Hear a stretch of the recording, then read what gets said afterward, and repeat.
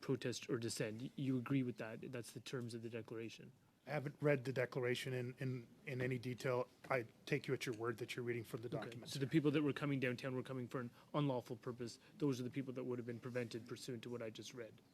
Again, I don't have an independent recollection of the document, so I'll take you at your word. Okay, and when you're trying to remove the tow trucks, there were children that were observed in and around the blockade that was on Wellington and elsewhere. Is that correct? Intelligence came to me in the middle of this that there were vulnerable people living in and around the red zone areas and other parts of the theater.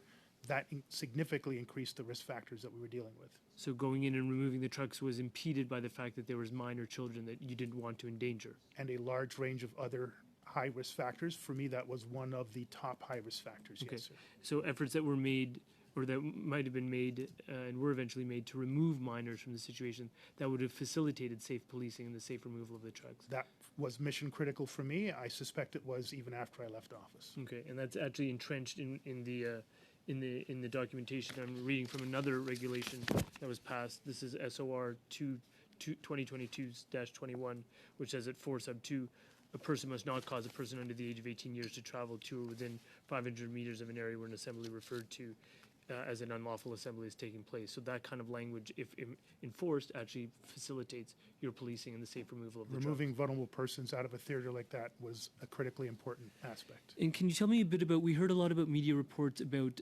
efforts where tow trucks were attempted to be utilized, and the trucking companies themselves admitted to receiving threats and feeling scared to assist the auto police services with removing some of these blockading vehicles. Can you explain, did that occur, and do you have any understanding of that? That was intelligence provided to me throughout the course of what took place here in the city of Ottawa. Intelligence provided to me from other locations, including Coutts, Alberta, through Commissioner Lucky. Okay.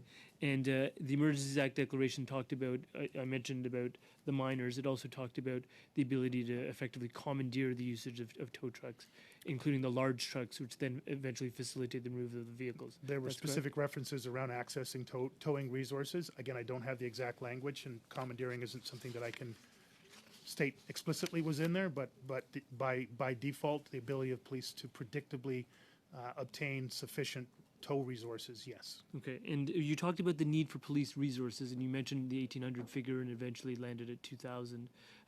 But tell me about, from my understanding through these committee hearings that we've been having, it's one thing to have the police on the ground, so you wanted police on the ground, but it's another thing once they're on the ground, like in Ottawa, to have them actually sworn in and able to execute their functions. And the swearing in process under normal circumstances can take some time, is that correct?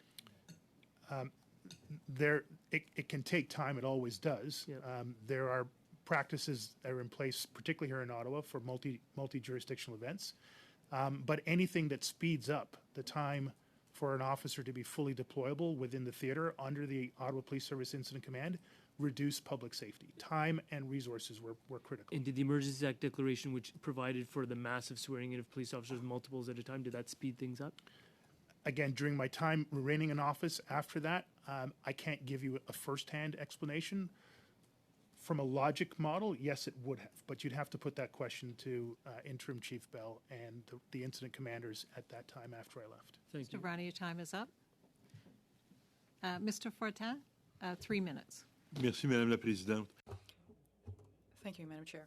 Mr. Sloly, during the first round, I was asking you questions about the tow trucks. I gather that you were telling me that at the start, it wasn't urgent to have them towed, and then at some point there were just too many to tow. Is that correct? No, sir. It was always urgent to try to make sure that we could maintain emergency lanes that were negotiated, but the volume and capabilities and the circumstances that we found very early